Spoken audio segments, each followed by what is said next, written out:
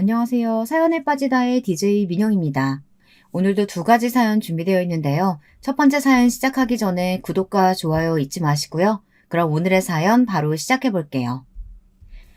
안녕하세요. 저는 작은 북카페를 운영하고 있는 내 아이의 엄마입니다.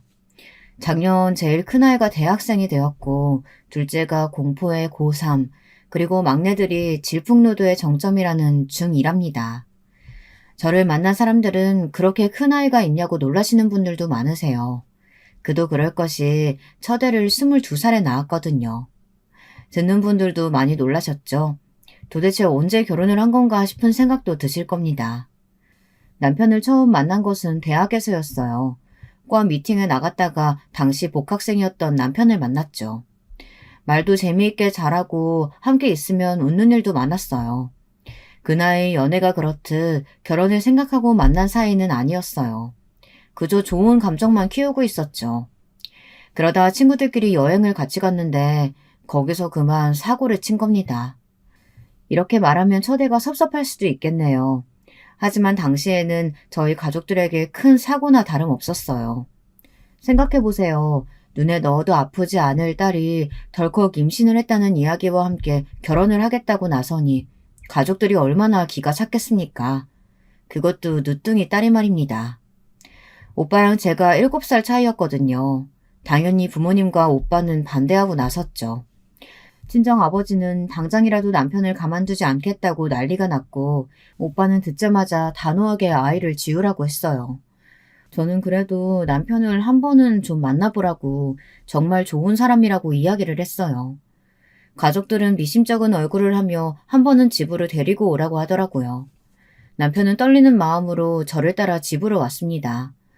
남편은 입구에서부터 입을 떡하고 벌리더니 저더러 여기가 집이냐고 묻더라고요.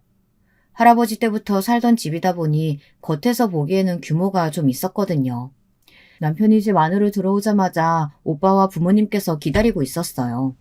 거기다 이모까지 오셔서는 흡사 네가 얼마나 잘났나 두고 보자 그런 눈빛으로 바라보고 있었죠. 얼굴이 화끈거리더라고요. 아무리 그래도 첫 인사를 온 사람을 그렇게 보다뇨. 아마 남편은 바늘방석에 앉아있는 기분이 아니었을까 싶어요. 눈에 레이저가 나올 것 같은 얼굴로 식탁에 앉아있는데 어느 누가 밥이 입으로 넘어가겠어요. 그렇게 환장할 첫 인사를 마치고 남편을 보내고 나서 저는 부모님께 너무했다고 화를 냈어요. 아무리 마음에 안 들어도 처음 인사 온 자리예요. 그런 얼굴로 보실 건 아니잖아요. 욕하고 쫓아내지 않은 것만으로도 다행인 줄 알아야지. 너는 도대체 뭘 보고 좋다고? 아이고, 내가 못 살아. 얼굴 딱 보니 너 고생길 훤하게 열리게 생겼는데 꼭 결혼을 해야겠어? 아직은 네 나이 어려. 그냥 포기하면 안 되겠니? 저는 어떻게 그런 말씀을 하실 수 있느냐고 화를 냈지만 친정 식구들은 눈 하나 깜빡하지 않았죠. 오히려 처음 이야기를 들었을 때보다도 더 격렬하게 반대를 하시더라고요. 우리 가족뿐만이 아니었어요. 지방에 있으신 이모까지 올라오신 것도 기가 차는 일인데 이모가 아예 앞장서서 남편을 욕하더라고요. 생긴 것을 봐도 뺀질거린다며 저런 인간이 결혼을 하면 마누라 고생시키는 관상이라고 하는데 괜히 울컥하더라고요. 저는 소리를 높여 저한테 잘해주는 좋은 사람이며 보이는 것이 전부는 아니라고 말했어요. 말 같지도 않은 소리. 그놈 관상이 딱 봐도 너만 죽어라 고생시킬 얼굴인데 왜 결혼을 하겠다고 난리야? 아버지야말로 이상한 소리 하지 마세요. 아니 반대 이유가 그럴싸해야 저도 수긍을 하죠. 고생시키게 생겼다니 그게 무슨 말이세요?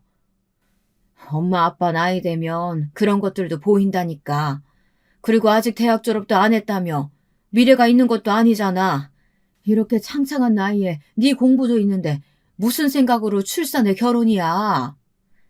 결혼하고 아이 낳은 그 이후에도 충분히 공부 끝날 수 있어요. 그리고 오빠도 대학 졸업하고 자기가 어떻게 할지 계획이 다 있다고요. 인생이 계획대로 풀리는 줄 알아? 입만 털고 있는 놈인지 누가 알아? 오빠가 그 일에 대해서 뭘 안다고 그렇게 말해. 한 번밖에 못 봤잖아. 찍어 먹어봐야 똥인지 된장인지 안다니? 다짜고짜 임신부터 시킨 놈이 무슨. 하긴 너나 그놈이나 도찐 개찐이지. 누구를 탓해. 똑같으니까 이런 사고나 생기지. 세상에 새파랗게 어린 것이 무슨 배짱으로 임신부터 했다는 소린지. 정말 천지가 개벽할 노릇이다. 무서울 정도의 가족 반대에도 남편은 태어냈어요. 오히려 괜찮다고 웃기만 하더라고요. 충분히 그럴 수 있는 상황이라고 하며 시간이 좀 필요한 일 아니겠냐며 속상해하는 저를 다독여 주었죠. 친정과는 다르게 시댁에서는 무척이나 저를 반겨주셨어요. 그러다 보니 친정 식구들의 맹렬한 반대는 철없는 저를 더 자극하는 것만 같았죠. 결국 죽어도 남편과 결혼하겠다고 우기던 저는 친정과 등을 지게 되었어요. 나 같아도 귀한 막내딸이 애가 져서 대학 졸업도 안 하고 결혼부터 한다 하면 싫다 하시지. 그러니 너무 속상해하지 말고 아기 낳고 키우다 보면 이해해 주시겠지. 어차피 배불러 지금 당장 결혼식을 할 수도 없으니까 우리 애 낳고 결혼식 올릴 때 그때 장인어른 장모님 모시자. 태어난 우리 애 보면 마음이 바뀌실 거야. 제가 친정의 반대에 많이 괴로워하자 시어머니까지 나서서 저를 다독여 주셨어요. 혹시 임신했는데 몸이라도 상하면 큰일이라고 신경도 많이 써주셨죠. 임신하고도 친정에서 좋지 않은 이야기만 듣던 저에게 시어머니의 다독임과 남편의 다정함은 감동이었어요. 두 사람이 딴 생각을 하고 있다고는 조금도 생각하지 못한 저는 순수하게 그 말을 믿었죠. 첫 임신이라 겁나는 것도 많고 모르는 것 가득한 저는 시댁에 있으면서도 마음이 편하지는 않았어요. 너무 저를 잘 챙겨주셨지만 이상하게 심장이 콩닥콩닥 뛰었죠. 첫 딸아이가 태어나고 저는 고민을 했습니다.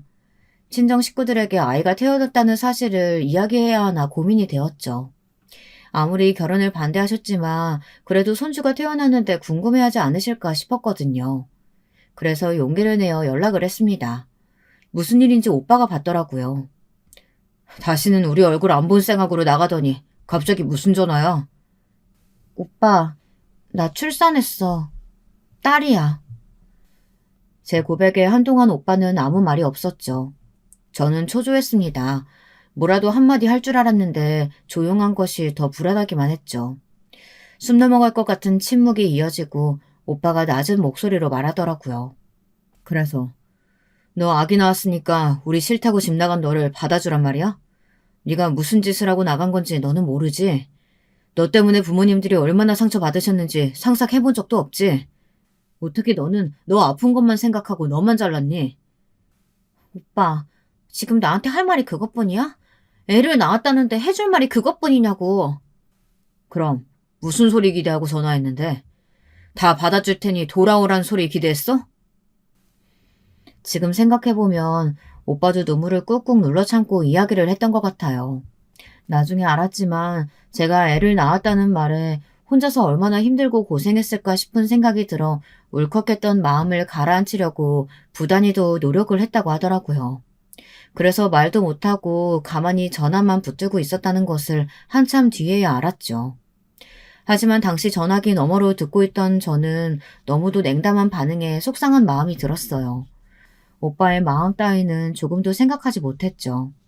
그저 서운하고 원망 섞인 마음만 들어 오빠에게 앞으로 절대 연락하지 않을 테니 죽었다 생각하란 말만 남기고 전화를 확 끊어버렸답니다.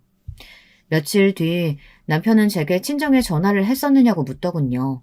솔직하게 오빠와 있었던 이야기를 했죠. 제 이야기를 듣고 난 남편은 거기서 그렇게 이야기를 하면 어떻게 하느냐고 화를 버럭 내더라고요. 너무 의외였어요. 연애부터 시작해서 그런 남편의 모습을 처음 봤거든요. 어안이 벙벙해서 멍하게 남편을 바라보았습니다.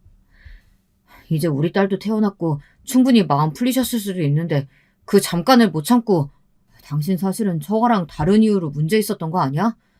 듣기 싫은 말 듣더라도 잠깐이면 되는데. 나도 왜 처음에는 참으려고 했었어. 그런데 그렇게까지 화를 내시는데 그럼 거기다가 뭐라고 해. 손이 발이 되도록 빌었어야지. 무조건 잘못했다고 하고 빌었으면 되는 일을. 진짜 한심하게. 저는 남편의 말에 눈물이 날 것 같았어요. 물론 제가 잘못한 것도 많고 제가 빌었어야 하는 상황인 것도 맞지만 그래도 남편이 그런 말을 할 것이라고는 생각지도 못했거든요. 남편은 제가 울먹이며 고개를 돌리자 아차 싶었는지 갑자기 자신이 너무 심한 말을 한 것 같다며 미안하다고 급하게 사과를 하더군요. 그렇게까지 말할 생각은 아니었다면서 처가에 사위로 인정받고 싶은 마음이 컸기 때문이라고 미안하다는 말로 저를 달랬습니다. 저는 섭섭한 마음에 입을 꾹 다물었어요. 남편은 어떻게든 제 기분을 풀어주려고 애쓰더군요. 그때 눈치를 챘어야 했는데 눈치가 없던 저는 당시 왜 남편이 그렇게 화를 냈었는지에 대해 생각을 깊게 해보지 않았어요. 나중에 알았죠. 남편에게 다른 생각이 있었다는 사실을 말이에요. 육아를 시작한 저는 매일 잠도 이루지 못하고 혼자 있으면 자꾸 눈물만 나더라고요. 그러면서 문득 친정 어머니도 이런 마음으로 저를 기르셨구나 싶은 생각이 들었어요. 그리고 친정에 다시 전화를 걸고 싶은 충동이 들었습니다. 그런데 그 자존심이 뭐라고 죽은 줄 알라고 큰소리쳤던 것이 기억나서 좀처럼 용기가 나지 않았습니다. 그렇게 고민을 하던 저는 그래도 잘 사는 모습으로 다시 전화를 드리자는 굳은 다짐을 하고 그 다음에는 복학해서 대학을 졸업할 계획을 세우기 시작했어요. 하지만 제 계획은 둘째 임신으로 산산조각이 났죠. 분명 조심한다고 했는데 둘째가 덜컥 들어섰더라고요. 그때는 저도 모르게 남편에게 화를 내기도 했어요. 복학해서 졸업할 생각이었는데 어떻게 하면 되느냐고요. 속상해하지 마. 우리 둘째까지 낳고 나면 처가에서도 더 이상은 뭐라 하시지 못하겠지. 그럼 우리 장인어른이랑 장모님한테 인사도 드리면 되잖아. 그럼 내 복학은? 졸업은? 나도 졸업하고 취직해야 하는데 또 이렇게 미루라고? 둘째 낳고 내년에 가면 되지. 그리고 그때면 처가에서도 우리를 인정해 주실 거고 한결 수월하게 애들 키울 수 있을 거야. 어처구니가 없었죠. 마치 남편의 이야기는 지금의 상황을 자신이 계획했다는 것처럼 들렸거든요. 당시에는 몰랐는데 돌이켜보면 피임을 했지만 남편의 계략이 있었던 것은 아닐까 싶어요. 하여튼 그렇게 저는 복학의 시기를 또다시 1년 미루면서 임신과 육아 괴로움에 몸부림치고 살고 있었죠. 그 와중에 남편은 취직 준비를 한다고 정신이 없어 그 누구에게도 답답한 제 마음을 털어놓지도 못했어요. 시어머니께서도 초반과는 180도 달라지셔서는 이거 해라 저거 해라 잔소리가 심하셨죠. 특히 제가 너무 서러웠던 것은 첫째가 올 때였어요. 저는 배는 불러와서 무거워 움직이는 것도 힘들어 죽겠는데 애가 울 때마다 시어머니께서 도대체 어떻게 해서 애가 우느냐고 짜증을 내시더라고요. 애가 밤낮으로 우는 소리 때문에 신경쇠약에 걸리실 것 같다고 엄마가 그렇게 애를 못 봐서 어떻게 둘이나 키우겠냐고 소리를 지르셨죠. 첫애를 가지고 시댁으로 들어왔을 때는 그렇게 다정하게 행동하셨던 시어머니가 완전히 다른 사람이 된 것이나 다름없었습니다. 그 상황에서 남편이 제 편을 들어주느냐? 그것도 아니었어요. 남편은 애가 우는 소리 때문에 공부에 집중을 할 수 없다고 하면서 집에 좀처럼 들어오지를 않았어요. 주말에도 도서관에 가서 공부해야 한다고 이른 아침부터 나가서는 늦은 밤에나 들어왔죠. 그런데 더 웃긴 것은 진짜 도서관에 갔느냐? 그것은 또 아니라는 거죠. 저녁에 문자 오는 소리에 확인해보면 무슨 술집 이름이 찍힌 카드 안내 문자가 왔거든요. 진짜 너무 화가 나서 하루는 술에 잔뜩 취해 들어오는 남편에게 제정신이냐고 큰 소리를 쳤던 적도 있었어요. 그랬더니 듣고 계시던 시어머니께서 남자가 그럴 수도 있지 뭘 그렇게 따지느냐고 역으로 저를 혼내시는 바람에 그 뒤로는 말도 못했습니다. 둘째는 그래도 두 번째니 고생을 좀 덜하겠거니 생각했는데 전혀 아니더라고요. 오히려 어린아이 둘이다 보니 언제 어떻게 사고를 칠지 몰라 두 배로 힘이 더 들었던 것 같아요. 이렇게 하다가는 복학이나 할 수 있을까 걱정이 될 정도였습니다. 그런데 걱정은 그것만 있는 게 아니었어요. 남편이 그렇게 열심히 취업 활동을 했지만 단 한 군데도 붙은 곳이 없었거든요. 서류에서 떨어진 곳이 대부분이고 서류 전형을 통과했다고 하더라도 면접에 가서 떨어졌죠. 남편은 자신이 붙을 것이라고 생각했는지 떨어질 때마다 화를 냈고 술에 잔뜩 취해서 집에 들어오는 일이 많았어요. 솔직히 이야기를 하자면 취업 준비하는 남편을 보면서 저는 잘 될 수 없다고 생각했어요. 입으로만 준비를 했지 솔직히 개인 스펙을 쌓는 것처럼 보이지도 않았거든요. 토익 점수 올리기 위해 학원 다닌다고 등록은 했지만 제가 보기에는 제대로 다니는 것이 맞는지 의심스러웠어요.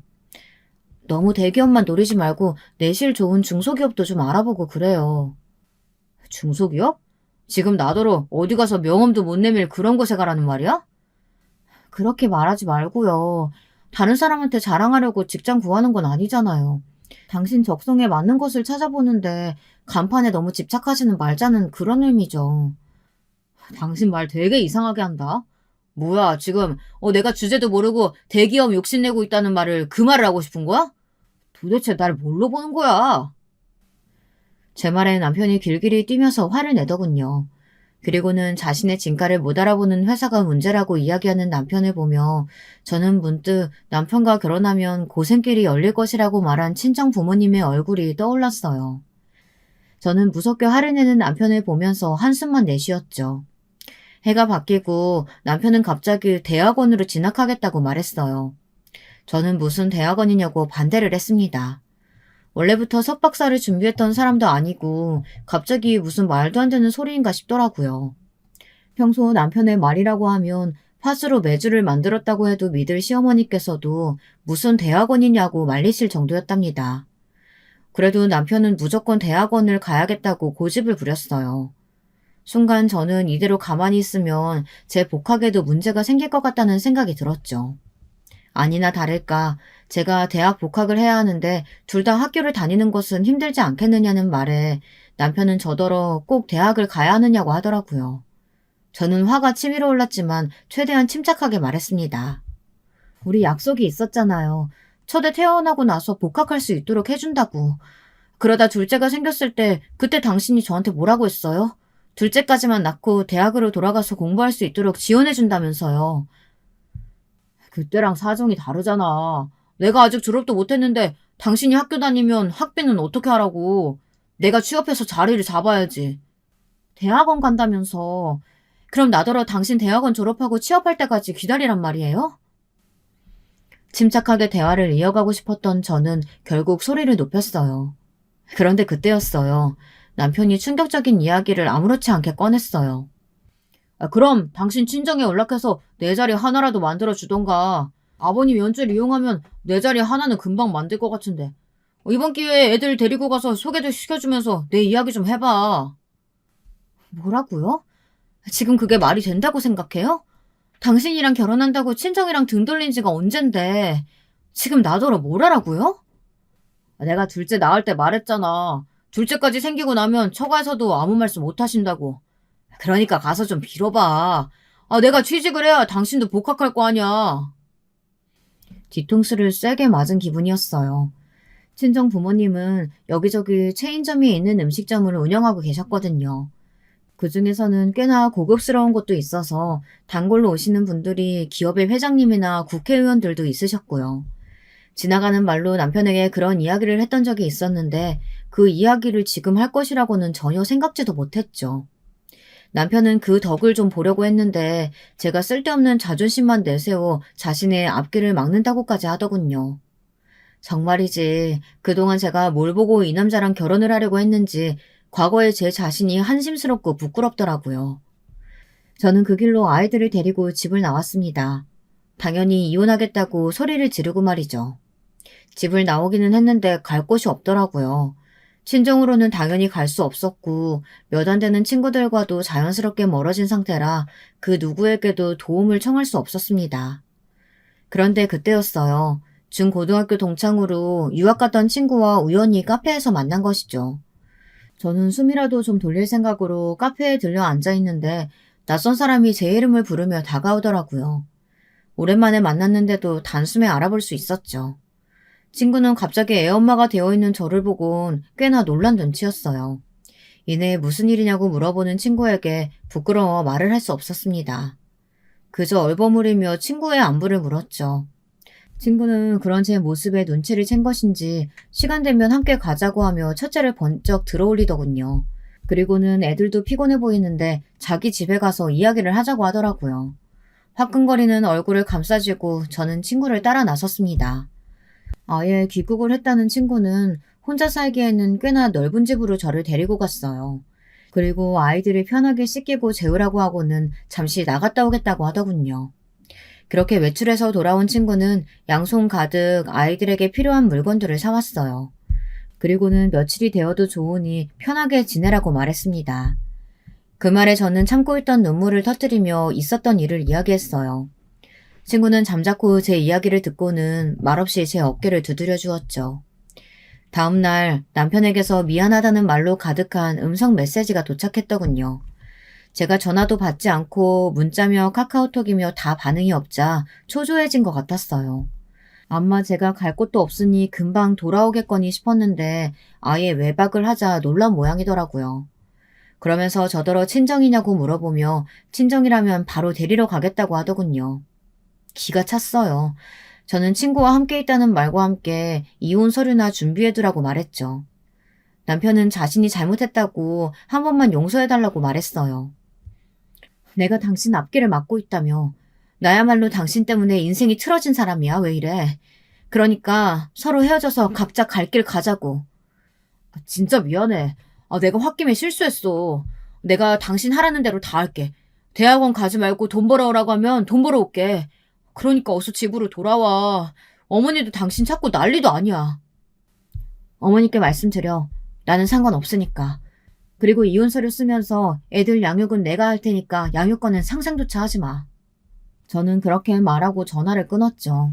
얼마 뒤 이번에는 시어머니께서 전화가 오셔서는 제가 무슨 힘이 있어서 애들을 키울 수 있느냐고 하시더니 아무리 남편이 잘못을 했다고 해도 어디 여자가 집을 나가느냐고 소리를 지르시더군요. 저는 이혼할 것이라고 다시 말씀드렸고 시어머니께서는 이혼을 하더라도 애들은 두고 가라고 하셨어요. 자기네 핏줄을 남에게 맡길 수는 없다고 말이죠. 정말이지 무슨 막장 드라마도 아니고 이 상황이 뭔가 싶었습니다. 시어머니께서는 무능력한 저보다는 남편이 아이를 키우는 것이 맞지 않겠느냐고 큰소리치시며 법대로 해도 자신들이 유리하다고 하시더군요. 그러면서 지금도 늦지 않았으니 잘못했다고 하고 들어오면 모든 것을 용서해주겠다고 말하셨어요. 저는 남편과 알아서 정리할 테니 시어머니께서는 참견하지 마시라고 말하고는 전화를 끊어버렸죠. 정말 많은 생각을 했습니다.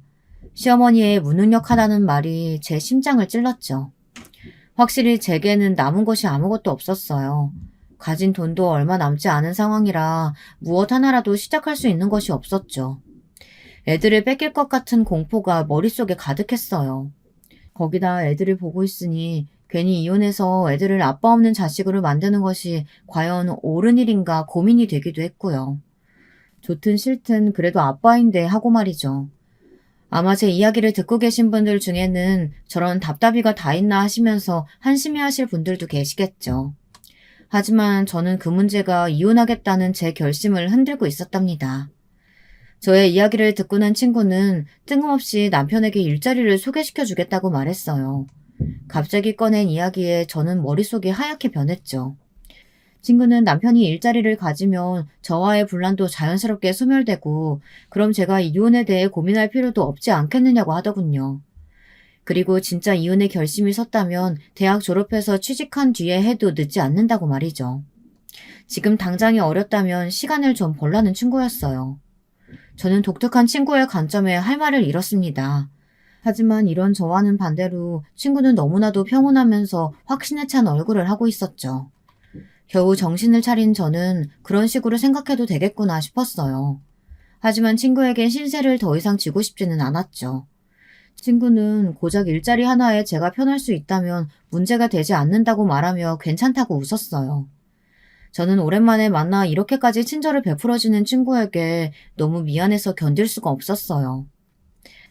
너는 잊고 있을지 모르겠지만 나는 한 번도 잊은 적이 없었거든.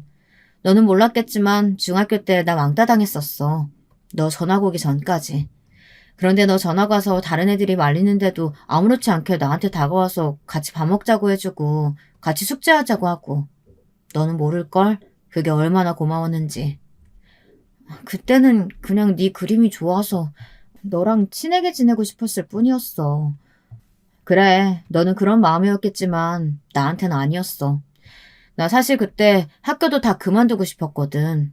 그런데 네가 있어서 버틸 수 있었어. 지금 이렇게 어엿한 디자이너로 살고 있는 것도 다 네 덕분이고.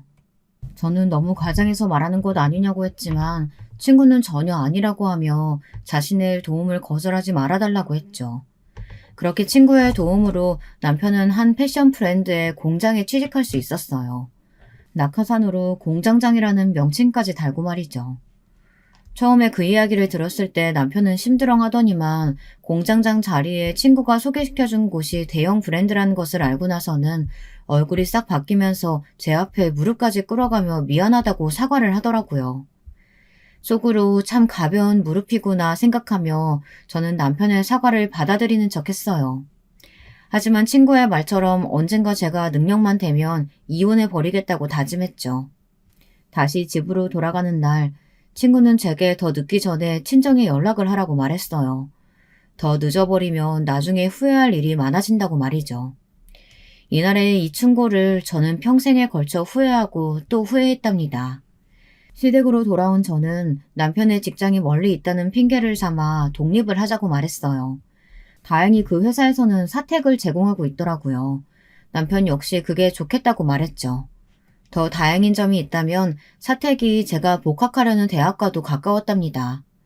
다음에 남편이 취직을 하고 저는 바로 복학을 했어요. 아이들은 남편 회사의 어린이집에 맡겨두고 정말 미친 듯이 공부만 했어요. 남편과는 자연스럽게 대면대면한 사이가 되었죠. 그렇게 저는 대학 졸업반이 되었고 취업 준비도 자연스럽게 시작했답니다. 남편은 그런 저를 보면서 취직이 쉬운 것이 아니라며 차라리 사택 근처에서 알바 자리나 알아보는 것이 어떻겠느냐고 말했지만 저는 이혼을 생각하며 이를 악물고 악착같이 덤벼들었어요. 덕분인지 몇 군데 면접을 보러 오라는 연락을 받았고 결국에는 취업에 성공할 수 있었답니다. 그것도 대기업의 말이죠. 사실 애도 있고 해서 성공할 것이라고는 전혀 기대하지 않았거든요. 그저 경험 삼아 넣어보자 정도였는데 붙어버릴 줄은 몰랐죠. 진짜 얼마나 기뻤는지 말로 다 표현하기 힘들 정도였어요. 남편은 이런 제 소식에 처음에는 인상을 쓸 정도로 기분을 나빠하더니만 갑자기 축하한다고 말해주더라고요. 그리고는 일이 벌어진 것이죠. 남편이 축하 파티를 하자고 하더니 술이 좀 들어가면서 자연스럽게 관계를 가지게 된 것이죠. 사실 그동안 남편과의 관계를 의도적으로 피해왔었거든요. 그런데 하필 그날 술에 취해 관계를 맺은 것이 원인이 되어 임신이 되어버린 것입니다. 무슨 이런 말 같지도 않은 이런 일들이 우연하게 일어날 수 있나 미칠 것 같았어요. 거기다 쌍둥이라니. 저는 산부인과를 나오면서 길에 주저앉아 큰 소리로 울음을 터뜨렸답니다.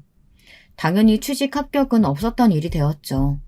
모든 것을 다 포기하고 싶은 심정이었어요. 그런데 제가 합격한 다른 회사에서 상관없다고 일을 하러 와줄 수 있느냐고 하더라고요. 출판사였는데 자기 회사에는 임산부들도 여럿 있다고 하며 편하게 일하러 오라고 하더라고요. 그래서 저는 냉큼 그곳으로 출근하기 시작했죠. 출판사를 다니면서 쌍둥이를 낳고 키우고 정말 최선을 다해 하루하루를 살아가고 있었습니다. 평화로운 일상이 이어지는 것 같았지만 사실 저희 가정은 금방이라도 깨질 것 같이 위험했어요. 남편이 도박에 손을 대기 시작했거든요.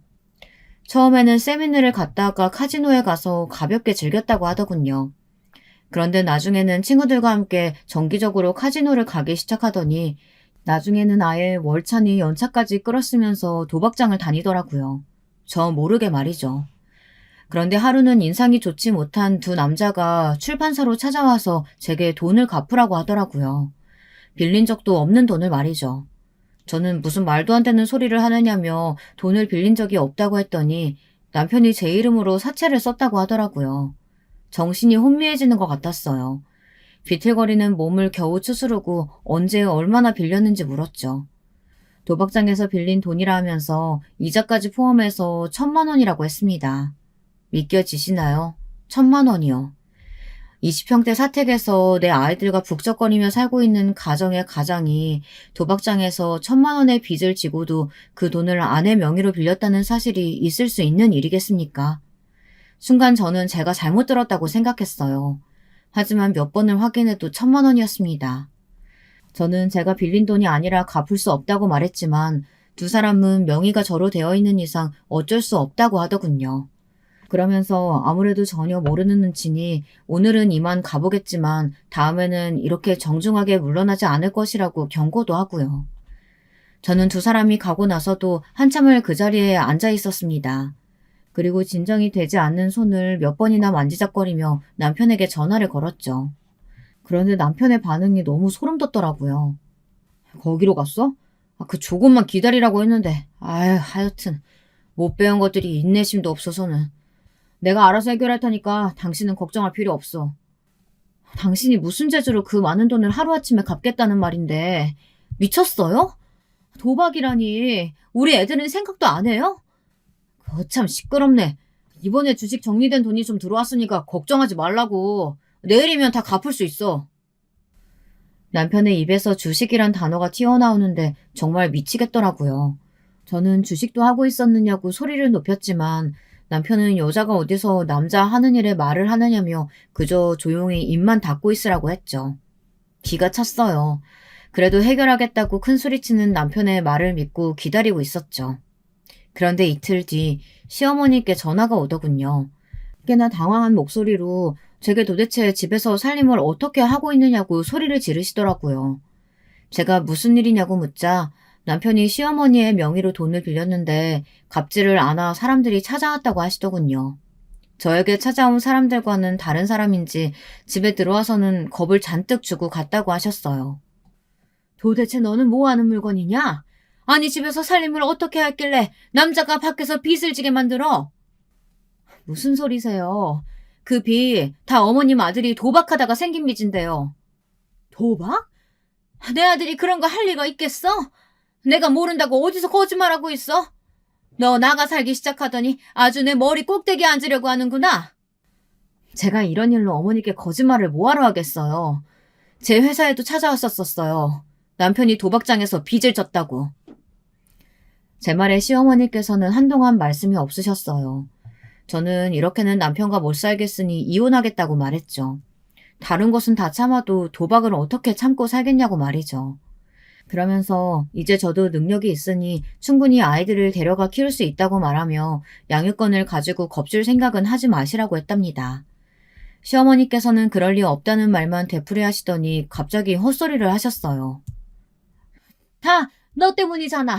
너 만나고 나서 되는 일이 없어. 네가 집에서 얼마나 못되게 굴었으면 밖으로 나가다녀. 우리 아들이 네가 얼마나 돈돈하면서 피를 말리면 도박에 손을 댔겠냐고. 뭐라고요? 어머니, 지금 진심으로 하시는 말씀은 아니죠? 사돈댁이 잘 사니까 나중에 다 덕보고 살 수 있다는 그 말에 내가 결혼을 허락하는 게 아니었는데. 아휴, 솔직히 대학생이 남자 따라 여행 갔으면 볼장 다 본 거 아니냐? 그런 내가 널 허락한 이유가 사돈댁 돈, 그거 하나였는데 친정에서 버림받더니만. 아휴, 내 아들 인생만 불쌍하지. 저는 시어머니의 말에 둔기로 머리를 맞은 것처럼 충격을 받았어요. 시어머니께서는 어떻게 되었든 당장 이 문제를 해결해서 다시는 자신의 집으로 사람들이 찾아오지 못하도록 하라고 하시며 전화를 끊으셨어요. 저는 이를 악물고 바로 짐을 쌌죠. 아직 독립하기 위해서는 돈을 더 모아야 했지만 준비해둔 이혼 서류와 양육권 포기 각서를 식탁에 올려두고는 바로 집을 나왔어요. 도박비 문제가 해결이 되기는 했는지 사채업자들이 회사에 찾아오는 일은 없더군요. 남편은 무슨 이혼이냐고 말도 안 된다고 했지만 저는 절대 같이 살 수 없다고 말하면서 이혼 서류에 도장 찍고 남남으로 지내자고 했죠. 남편은 차일피일 미루기만 할 뿐 확답을 주지 않았고요. 저는 몇 번이나 내용 증명을 보내며 당장 이혼에 동의하지 않으면 법정까지 가겠다고 했습니다. 애들 양육권만 넘겨주면 위자료도 다 필요 없다고 했고요. 위자료를 왜 포기하냐고 다그칠 수도 있으시겠지만 당시 제게는 이혼과 아이들 외에는 바라는 것이 아무것도 없었거든요. 결국 남편은 이혼에 동의했고 저희는 결혼한 지 13년 만에 이혼을 하게 되었답니다. 비록 이혼을 하기는 했지만 여전히 남편은 애들의 아빠였기에 일주일에 몇 번은 아이들과 시간을 보내는 것에 흔쾌히 동의했어요. 얼마 뒤 남편은 친구가 소개시켜준 일을 그만두고 다른 일을 시작했다고 하더라고요. 저는 그런가 보다 했죠. 이제 무슨 일을 하든 저하고 아무 상관도 없으니까요. 제 앞가림만 하면서 애들 키우는데도 힘든데 뭐하러 그런 인간까지 신경을 쓰겠어요. 그렇게 하루가 1년 같은 바쁜 나날들이 이어졌어요. 남편은 가끔이지만 바쁜 저를 대신해서 애들을 챙겨주러 집에 오기도 했는데요. 처음에는 그런 상황이 불편했는데 몇 번 반복되다 보니 익숙해지기 시작했어요. 쌍둥이들이 저 없을 때 아프면 저 대신 병원에 데려다 주기도 했고요. 그러다 보니 집에 드나드는 일이 늘었죠. 회사 동료는 그러다 다시 합치는 것은 아니냐고 했지만 저는 죽어도 그런 일은 없다고 단호하게 말했어요. 그럴 마음이 정말이지 눈꼽만큼도 없다고 말이죠. 아마 남편은 그런 마음이 있었던 것 같아요. 하루는 첫째랑 둘째가 묻더라고요. 엄마는 아빠랑 다시 합칠 생각 있으세요? 무슨 그런 말을 해, 갑자기. 누가 뭐라고 그래? 아니, 아빠가 전화하는 거 들었는데 아무래도 엄마가 자기 받아줄 것 같다고. 이대로만 가면 합치는 건 문제가 아니라고 하던데? 절대 그런 일은 없어. 아빠가 헛소리 하는 거야. 저는 어이가 없었지만 아이들에게 확실하게 말해주었어요.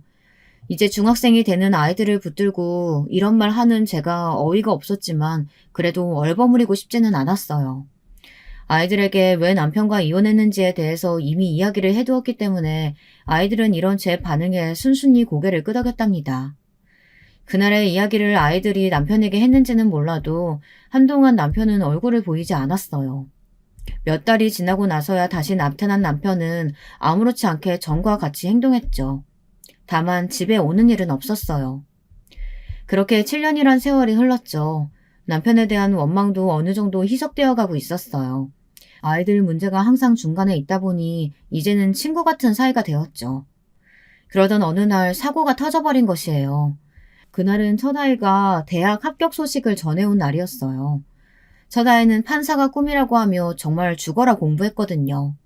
덕분에 고려대 자유전공학부에 합격했죠. 그래서 가족들끼리 모여서 밥을 먹자고 했는데 그 자리에 남편도 초대를 했거든요. 남편도 딸아이의 대학 합격 소식에 꽤나 들뜬 모양이었어요. 기분 좋게 식사를 하고 난 다음 날이었죠. 저는 딸아이 등록금을 낼 생각으로 어플을 켰는데 통장에 돈이 없더라고요. 이게 무슨 일인가 싶어 바로 은행으로 달려갔어요. 은행에서는 오전에 인출이 있었다고 하더군요. 저는 어처구니가 없어 집으로 가서는 통장을 찾았어요. 서랍 곳곳을 뒤졌지만 통장이 보이질 않았죠. 그뿐만이 아니었어요.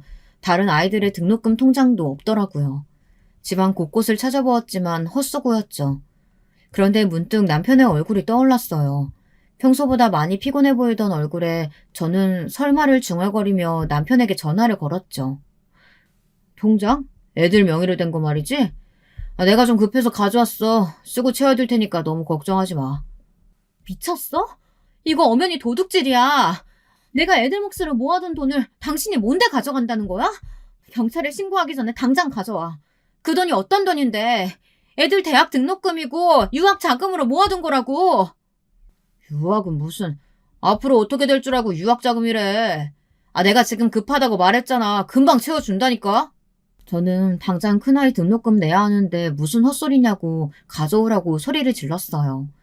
남편은 등록금을 무슨 벌써 내느냐고 하더니 그 몇백이 없어서 자기한테 전화를 걸었느냐고 하더군요. 자기도 그 돈이 없어서 통장을 훔쳐간 주제에 그게 무슨 헛소리인지. 저는 비밀번호는 어떻게 알았으며 언제 가져갔느냐고 따졌어요. 남편은 애들 통장인데 비밀번호야 뻔한 건 아니겠냐고 하면서 축하 파티에서 슬쩍 했다고 당당하게 말했죠. 화가 머리끝까지 났던 저는 그 한마디에 온몸에 힘이 다 빠지는 것 같았어요.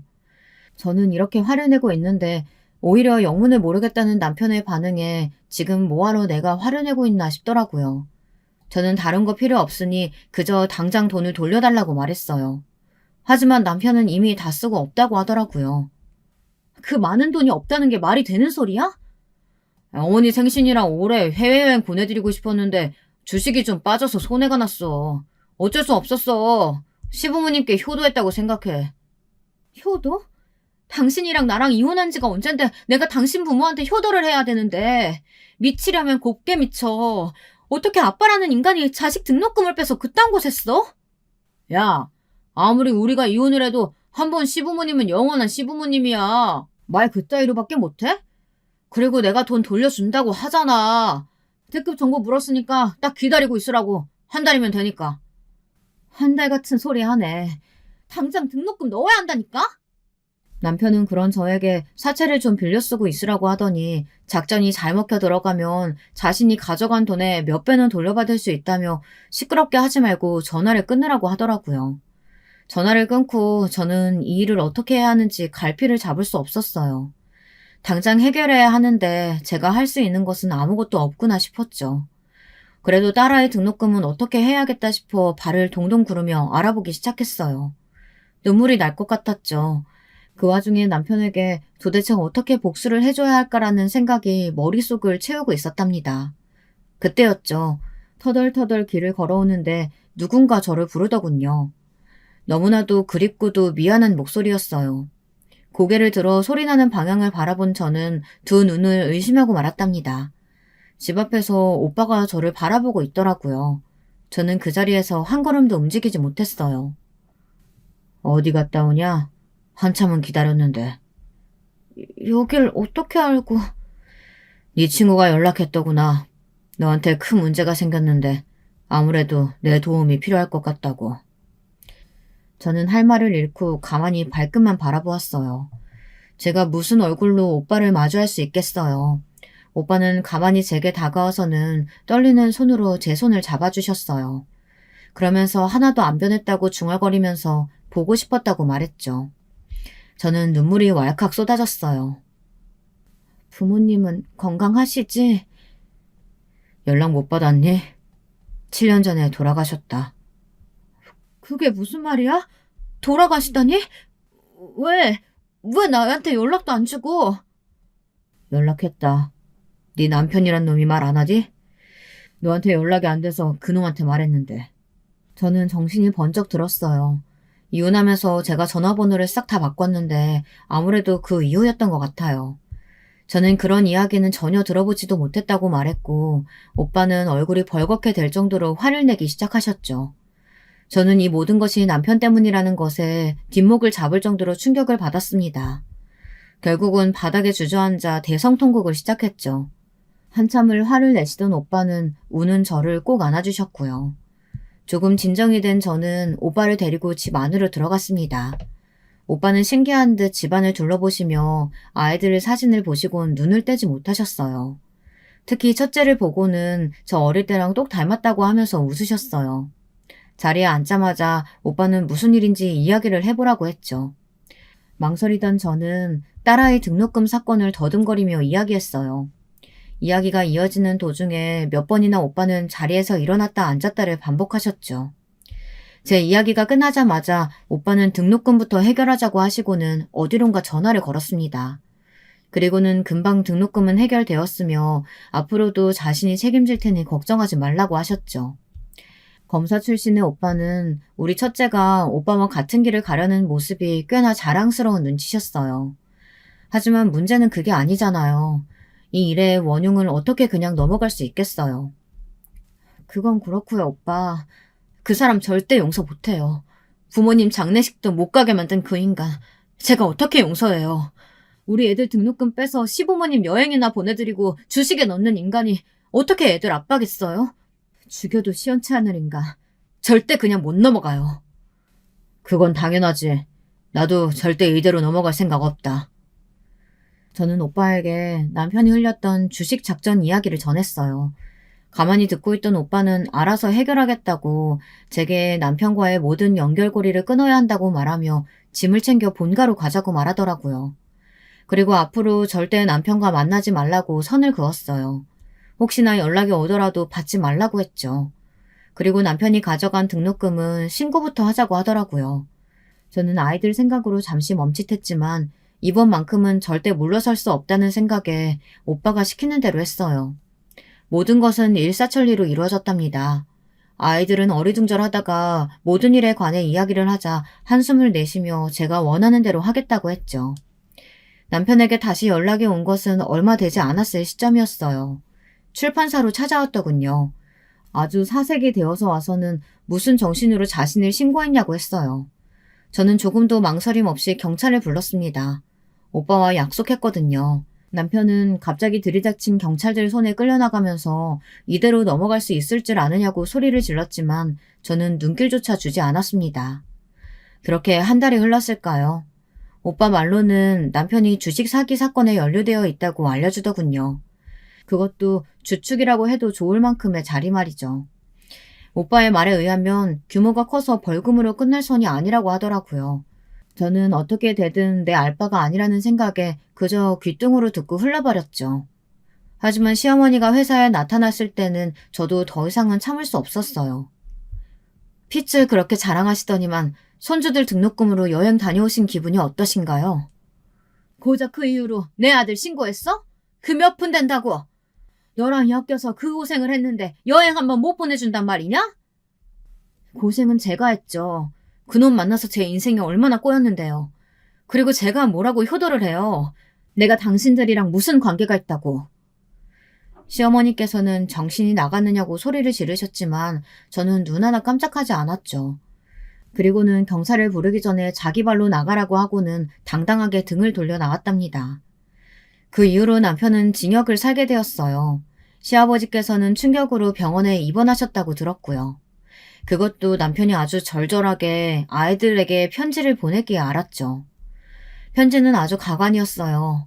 얼마나 아이들을 사랑하는지, 그리고 자신이 지금 곤란한 상황에 빠진 것이 다 저 때문이라는 설명과 함께 외삼촌에게 말해 자신을 꺼내달라는 부탁도 적혀 있더군요. 저도 어이가 없었지만 아이들도 마찬가지였나 보더라고요. 쌍둥이가 됐든 앞으로 자신들 인생에는 아빠라는 존재는 없다고 단호하게 말하며 답장조차 쓰지 않더라고요. 그 뒤로도 몇 번이고 연락이 더 오기는 했지만 아이들은 아예 반응조차 보이질 않았죠. 남편 일이 있고 나서 저는 출판사를 그만두고 북카페를 오픈했어요. 그러면서 공부하고 싶었던 것들을 다시 시도하기도 했죠. 비록 저의 청춘은 그놈 때문에 얼룩졌지만 그래도 사랑스러운 아이들을 만났고 그 덕분에 버티고 살아온 세월도 있으니까 더 이상은 후회하지 않으려고요. 끝까지 제 이야기 들어주셔서 정말 감사드립니다. 여러분, 두 번째 사연 시작하기 전에 좋아요, 구독 꼭 눌러주실 거죠? 그럼 두 번째 사연 바로 시작합니다. 지금 소개해드릴 사연은 경기도의 모처에서 거주하고 계신다는 여성 시청자분께서 보내주셨습니다. 안녕하세요. 제가 매일은 아니더라도 일주일에 4회 이상은 사연 영상을 꼭 시청하는 사람인데요. 얼마 전에 사연에 빠지다 어떤 사연 하나를 접하고 가슴이 먹먹해졌어요. 그 사연자분이 자기의 유년 시절을 덤덤하게 적어 내려가셨던데 원래 별 생각 없이 영상을 틀어놨었다가 어느새 완전히 빨려 들어가서 집중을 했었습니다. 사람 사는 모습들이 거기서 거기라는 생각이 들다가도 사람마다 정말 색다른 삶을 살아가는 게 인생이구나 하는 생각 또한 든다는 게 사연을 접하는 묘미 같아요. 저도 시간적 그리고 정신적 여유를 내서 제 사연을 적어보고자 하는 바람을 품고 있었다가 오늘 이렇게 노트북 앞에 앉았습니다. 들어주시는 분들이 재미있게 여겨주실지 어떨지는 모르겠으나 저는 사연을 적어보는 것 자체를 제 인생에서 시도해보는 다양한 도전 중 하나로 여기고 있습니다. 언제부턴가 금수저라는 표현이 널리 쓰이기 시작하더니 지금은 아예 보편화된 단어가 되었어요. 태어날 때부터 부유한 배경을 타고난 사람들을 입에 금수저 물고 태어났다고 표현한다죠. 부모 잘 만나는 게 최고의 능력이라고 여겨지는 게 요즘의 세태라고 합니다. 출발선부터 남들보다 앞서 있는 것만큼 인생을 살아가는데 유리하는 것은 없으니까요. 지금과는 사회현상을 다루는 모습이 살짝 달라서 그렇지 저 어렸을 때도 부의 척도로 급을 나누는 것은 있었습니다. 지금이 돈으로 계급을 나누는 현상이 아주 널리 퍼져 있는 일반적인 현상이라고 한다면 저 어렸을 때는 그게 널리 퍼져 있지는 않지만 그 계급 나누기가 이루어질 때는 아주 잔인하고 거침이 없었다는 게 특징이었죠. 공공연한 놀림의 대상이었으며 조롱과 멸시를 받기 십상이었습니다. 요즘은 학교에서 체벌이 없는 세상이잖아요. 학교에서 친구를 잘못 왕따시켰다가는 그게 기록으로 남아서 도리어 자기 미래를 말아먹을 수도 있는 것이 현재의 모습이죠. 그러나 저 어렸을 때는 체벌이란 너무나도 자연스러운 행위였어요. 선생님이나 동급생들이 가난하고 빽없는 아이를 놀려먹는 건 전혀 낯선 풍경이 아니었던 것 같네요. 제가 이렇게 말을 하는 것은 제가 바로 그 표적이 되어봤기 때문입니다. 부잣집에서 태어나 살아간다는 건 도대체 어떤 걸까? 무슨 기분일까? 이런 궁금증을 어린 나이에 품고 있었던 저는 가난하고 볼품없는 집안의 막내였습니다. 우리 집 막내, 너만 없었어도 먹일 잎 하나는 줄었을 텐데. 막내는 낳을 생각이 없었건만 어쩌다가 생겨서 어쩌다가 태어났는지 아휴. 이런 무례하고 무식한 소리를 아무렇지 않게 하고 나셨던 분들이 바로 저희 부모님이셨습니다. 제가 태어나고 싶다고 두 분을 졸라서 세상에 태어난 것도 아니건만 저는 존재 자체로 왠지 죄인이 된 기분이었어요. 제가 기억하는 한 아주 오래전부터 저는 그런 느낌을 집에서 받아왔습니다. 제 위로는 언니가 2명이었죠. 저랑은 나이 차이가 꽤 났고 언니들끼리는 연년생이에요. 여기서 또 웃긴 게 둘째인 작은 언니가 아들일 거라고 출산 전에 아버지는 물론이고 다른 사람들이 다 그렇게 짐작했었대요. 그건 짐작이라기보다는 소망이었겠지만요. 첫째가 딸이니까 둘째는 당연히 아들이어야 마땅하다는 논리였습니다. 언니들이 연년생인 것은 제 생각에 그래서인 것 같아요. 아들을 기대했건만 첫째가 딸로 태어났으니 얼른 아들을 가지기 위해서 둘째 임신으로 이어졌던 것입니다. 저만의 추측이지만 언니들도 이렇게 생각을 하고 있던 것으로 봐서는 정황상 확실했네요. 이런 비람아가 둘째도 딸을 낳으면 뭐 어쩌라는 거야? 부모님을 뵐 면목이 없어! 나라고 딸을 낳고 싶어서 낳은 것도 아닌데 나도 아들을 낳고 싶었다고요. 뱃속에 있는 동안 이번엔 아들일 거라고 믿었건만 또 딸이 태어난 걸 그래서 나보고 어쩌라는 거예요? 도로 배에다가 집어넣을까? 어? 에라이, 하여간 난 모르겠으니까 당신이 딸 2명 다 알아서 잘 키워보라고. 나는 딸만 2 가질 생각은 추호도 없이 가정을 꾸린 사람이니까 이 사태를 당신이 책임져야 할 거야. 작은 언니가 태어나고 나서 부모님이 그렇게나 자주 다투셨대요. 아버지께서는 걸핏하면 집을 나가겠다며 협박조로 으름장을 놓으셨죠. 저희 큰언니는 불운하게 집안을 잘못 타고난 사람이에요. 왜냐하면 타고난 머리 자체가 좋거든요. 그래서 기억력도 상당히 뛰어납니다. 가난한 데다가 무식하기까지 한 집안에서 태어나지만 않았어도 공부 쪽으로 성공했을지도 모르죠. 아무튼 이런 큰언니가 직접 보고 들었던 것을 기억하고 저한테 전해준 것들이니 부모님께서 작은 언니가 아들이 아니라 딸이라는 사실, 그거 하나 때문에 몇 년이고 지독히도 싸워대셨다는 것은 틀림없는 사실입니다. 작은 언니는 솔직히 말해서 성격이 글러먹었어요. 속된 말로 성격이 정말 지랄 맞습니다. 저는 그래서 어릴 적부터 작은 언니를 굉장히 무서워하면서도 동시에 싫어했는데 부모님께서 작은 언니를 두고 설왕설래를 해가시며 자주 싸우셨다는 비화를 나중에 알고서는 그때부터는 작은 언니를 덜 싫어하게 됐었죠. 모르긴 몰라도 부모님의 그 무례하기 짝이 없는 언사가 작은 언니의 성격을 더럽힌 게 분명해 보였거든요. 그런 환경에 놓이지만 않았다면 그놈의 너는 왜 딸로 태어났냐, 아들이길 바랐는데 라는 말만 지겹게 듣지만 않았다면 작은 언니는 제법 착하고 괜찮은 사람으로 자라났을지도 모를 일입니다. 작은 언니가 다 크고 나서 어느 날 술주정을 실컷 하고 계셨던 아버지한테 그랬어요. 술 좀 그만 쳐드세요. 가뜩이나 막 떼어 먹으신 분이 술까지 그렇게 드셔서 뇌세포가 남아나질 않게 되면 어떡해요? 자식들은 그런 부친 따위 부양할 능력 없으니까 알아서 정도껏 망가지시죠. 너 지금 뭐라고 짓거렸어? 계집애 주제에 나이만 차서는 쓸데없이 혓바닥만 길어졌구나. 네가 아들로 태어났어야 했는데 그때 하필 딸로 태어나는 바람에 우리 집안에 마가 꼈어. 너는 항상 주변을 부정타게 만든다고. 이 쓸모없는 계집딸 같으니. 아버지는 참 개소리를 다채롭게 하시는 재주가 있으세요. 제가 왜 아들이 아니라 딸로 태어났냐고요? 그건 바로 아버지 때문이죠. 자식의 성별을 결정짓는 것은 남자 쪽이니까요. 그런데도 옛날부터 엄마를 그렇게나 원망하면서 구박해대셨죠? 하여간에 무식해도 그렇게까지 무식할 수가 있나? 작은 언니가 과장스럽게 혀를 쯧쯧 차면서 고개를 저었을 때 아버지께서는 거의 뒤로 넘어가려고 하시면서 분노하셨습니다. 그러나 그걸 두려워할 작은 언니가 아니었죠. 아버지가 휘어잡고 당신의 뜻대로 다루기엔 이미 작은 언니가 너무나도 많이 커버린 뒤였습니다. 작은 언니가 자식 성별을 결정짓는 요소를 아버지 앞에서 터뜨린 이후에 웃기게도 집안에 변화가 일어났었던 것 같아요. 우선 엄마가 새삼 당당해지셔선 고개를 빳빳하게 쳐들고 다니신 게 있었네요. 그때까진 엄마는 당신의 탓으로 딸만 줄줄이 셋 낳았다고 생각하고 계셨거든요. 그런데 그게 아니었던 걸 알게 되신 이후로 어딘가 격양돼 보이셨죠. 저는 다 커서 그런 지식까지 습득한 작은 언니가 대단해 보였습니다. 고등학교도 간신히 나온 주제에 그런 건 어떻게 알고 있나 싶었네요.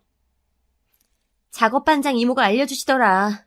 그 이모의 조카가 서울대 다닌다잖아. 엘리트가 알려준 정보니까 정확하겠지. 아, 그랬구나. 아무튼 언니 대단하다. 아버지 앞에서 기죽지 않고 할 말 다 아는 사람은 언니뿐이야. 친척들이 혹시 아버지 무서워한다고 생각하는 건 아니지? 야, 똥이 무서워서 피하냐? 더러워서 피하지.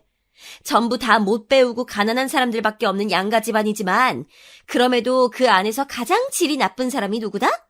바로 우리 아버지다. 그러니까 다들 상종하기 싫어하는 거야. 너는 그냥 아버지 생각 자체를 하지 말고 최대한 무시하면서 공부나 해. 내가 보니까 우리 집은 너 아니면 가망 없다. 그런데 언니, 나는 그래봤자 성적이 늘 반에서 중간밖에 안 가는데. 바닥을 기는 것도 아니고 중간이면 해볼만 하지. 너 쓸데없는 데 관심 갖지 말고 무조건 공부나 해. 알았어? 언니들은 공부와 담을 쌓고 살았으면서 왜 저한테만 공부를 강요했던 것인지 그때는 미처 알지 못했었죠. 큰언니는 머리가 제법 좋았고 공부도 꽤 했었지만 집안의 형편이 너무나도 안 좋았기에 일찌감치 대학의 꿈은 접어두었으며 무작정 돈을 벌기 위해 사회생활에 뛰어들었다는 사실을요. 그리고 어렸을 때부터 안 들어도 될 모진 소리를 다 들어가며 커버린 작은 언니는 공부에 온전히 집중할 성정도 아니었고 역시나 큰언니처럼 마찬가지로 가난한 집구석에 환멸을 느끼고 있었기 때문에 무조건 돈을 줬고자 하였습니다. 그랬던 언니들은 막둥이인 저를 보면서 너만은 다르게 살길이라는 소망을 품어주었죠. 지금 생각해보면 정말 고마운 것이었는데 당시에는 그런 깊은 뜻을 몰랐었다는 게 천추의 한입니다. 제가 태어났을 때 이미 언니들은 학교를 다니고 있었어요. 언니들이 저를 업어 키우다시피 하였습니다. 뒤늦게 가진 자식이 또 딸인데다가 가난을 헤쳐갈 방도 따위는 보이지 않는 상황이었던 탓에 부모님께서는 저의 탄생을 반기지 않아 하셨어요. 언니들이 없었다면 저는 영양실조를 앓는 아이가 되었을 것입니다. 처음에 부모님으로부터 너는 굳이 안 태어났어도 됐다. 괜히 태어나는 바람에 서로한테 좋지 않은 상황이 됐네. 이런 소리를 들었을 때는 충격이 컸고 엄청난 상처가 되었지만 나중에는 면역이 되었습니다. 저만 그런 소리를 듣고 자란 것이었다면 또 모르겠으나 언니들이 산증인으로서 우리 부모님은 그냥 원래 그러신 분들이다라고 말을 해주니까 안심이 되었던 것이죠. 아버지는 원래 중졸로 알고 있었으나 나중에 정확히 알고 보니까 초졸이셨습니다. 당시에는 국민학교였죠. 그리고 엄마가 중졸이셨습니다. 두 분 다 가난한 집안에서 태어나 자라셨으며 그냥 흘러가는 대로 살다가 서로를 만나서 살림을 차렸고 저희 세 자매를 낳으신 게 전부였습니다. 아버지께서는 일용직 현장을 전전하셨고 그 일이 정기적인 게 아니다 보니까 어느 때는 며칠을 집에 오시지도 않은 채 어디 먼 작업장에서 일을 하셨으며 또 어느 때는 일이 없어서 내도록 집에만 몇 날 며칠이고 그냥 계셨어요. 가난한 집구석이 넓을 리가 없었죠. 그래서 아버지께서 집에 계시는 내내 자연스레 눈치가 보였고 숨이 막혔습니다. 엄마는 작은 공장에 나가서 일을 하셨고요. 원래는 무슨 생산 라인에서 일을 하셨던 것으로 아는데 어쩌다 보니까 공장의 식당에서 일을 하는 것으로 옮겨가셨어요. 일은 무지하게 많았고 엄청나게 힘들었는데 돈은 쥐꼬리만하게 주는 것이 바로 그 공장의 식당 일이었다고 엄마가 훗날 여러 차례 곱씹으셨다고 합니다. 이것도 큰언니가 전해준 이야기예요. 돈을 얼마나 조금 받고 계셨는지는 당시에 저는 알지 못하였으나 엄마가 남은 반찬 같은 걸 종종 싸우셨기에 그걸 기다렸다가 먹었던 추억이라면 많이 쌓은 바였어요. 식어 빠진 반찬도 얼마나 맛있게 느껴졌는지 모릅니다. 집에 있는 반찬이라곤 늘 거기서 거기였거든요. 마른 반찬 두어 가지와 김치뿐이었죠. 그런 집이었으니 엄마가 적은 양이라도 공장 식당에서 반찬을 가져오시면 그저 여러 가지 맛을 볼 수 있다는 것만으로도 즐거웠던 기억이 납니다. 가난한 집들이 모여 살았던 동네였는데 전부 다 각자의 집이 좁게 느껴졌기에 아이들끼리 꼭 밖으로 나와서 어울려 놀았어요. 그랬다가 잘 사는 아파트 단지 근처로 가면 거기 사는 애들이 저희 무리를 손가락질하면서 거지들 온다, 병균 옮는다 이런 식으로 외쳐댔었죠. 자기들 딴에는 그것도 재밌는 놀이랍시고 그랬던 것일 거예요. 하지만 진짜로 거지마냥 가난했던 입장에서는 슬픈 일이었죠. 집에서는 할 수 있는 게 아무것도 없었기 때문에 밖을 하염없이 전전하면서 놀았던 기억이 나요. 남들 다 가보는 1년에 한 번 자기 생일에라도 가본다는 놀이공원을 저는 가본 적이 없었습니다. 학교에서 단체로 놀이공원에 갔을 때 그때가 제 인생 처음 경험하는 놀이공원이었죠. 가난은 자라나는 아이의 세상을 좁게 만든다는 걸 아시나요? 경험의 폭이 좁기도 하거니와 가난에 허덕이게 되면 당장의 의식주에만 집착하게 되기 때문에 다른 그림의 미래는 그리지 않게 됩니다. 내가 뭘 잘하고 뭘 하고 싶어 하는지 이런 것에 초점을 맞추지 않고 무작정 현재의 가난에만 초점을 맞추게 되죠. 이 가난에 순응할 것인가, 타협할 것인가, 저항할 것인가 이런 선택지만 두고 자라나게 되니까 애초에 부족함 없는 환경을 타고난 애들이랑은 세상을 바라보는 시각 자체가 다를 수밖에 없었던 거예요. 저는 그 사실을 성인이 되고 나서야 깨달았는데 저의 유년 시절이 너무나도 가엽게 느껴졌더랍니다. 내가 만약에 결혼을 하게 되고 또 자식을 낳게 된다면 그런 가난만은 물려주지 말아야지. 자신이 없다면 결혼을 하지 말아야겠다. 그런 다짐을 했을 때 제가 딱 20살이었어요. 가난하더라도 가족끼리 화목하고 행복하다면 그곳으로 돈이 줄 수 없는 충족감일 테지만 저희 집은 딱히 그렇지 못했다는 게 관건인 것 같아요. 언니들은 나쁘지 않았으나 딱 그 정도였어요. 저에게 살가운 존재들은 아니었고 자기들도 가난을 헤쳐나가며 살아남기에 바빴기 때문에 저를 봐줄 여력 따위는 없었다고 봐야 맞을 것입니다. 게다가 언니들은 부모님의 저급한 행태를 저보다 훨씬 더 이르게 더 많이 접해온 사람들이었기 때문에 도무지 이 가정에 마음을 쏟지 못했죠. 저는 알 수 있었어요. 언니들이 항상 이놈의 집구석을 하루빨리 뜨고 싶다는 열망으로 눈빛을 이글거리고 있었다는 사실을 말이죠. 아버지는 책임감이라든지 건실함과는 거리가 아주 먼 분이셨고 엄마는 당신의 안위만 살피시기에도 벅찬 분이셨습니다. 저희 집에는 여유라는 게 없었어요. 그게 물질적인 것을 가리키든 정신적인 것을 가리키든 간에 말이죠. 그렇다 보니 가족끼리 끈끈하지도 못하였고 각자 도생해서 살아남는 게 현실적인 방안이라는 생각 정도나 하면서 살았습니다. 부모님이 별것도 아닌 일로 크게 싸우시는 모습을 볼 때마다 저도 가족이란 함께 있으면 플러스가 아니라 마이너스가 되는 것이라는 확신을 했었던 것 같아요. 그랬기 때문에 결혼이나 아이를 갖는 것에 저는 회의적인 성인으로 자라났는데 놀랍게도 작은 언니가 결혼하겠다는 의사를 밝혀왔어요. 20대 중반의 나이가 아무리 여자라지만 결혼하기에는 조금 이른 건 아닐까 하는 생각이 들었지만 작은 언니의 뜻이 확고했습니다. 자기의 지랄맞은 성격을 받아주는 남자를 드디어 찾았는데 이 남자가 아니면 결혼을 못할 것만 같아서 놓칠 수 없다고 하더라고요. 아버지께서는 시집 보낼 돈 따위는 없다면서 작은 언니를 향해 배째라고 하셨습니다.